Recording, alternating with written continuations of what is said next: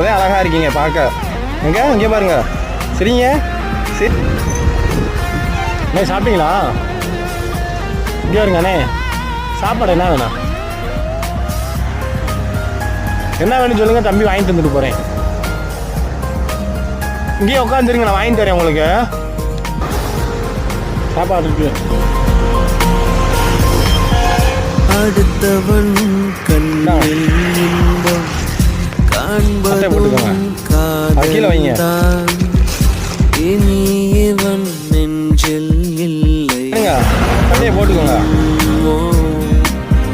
தனக்காக வாழ்வதா வாழ்க்கை, விழி ஈரம் மாற்று தந்த போக்கை.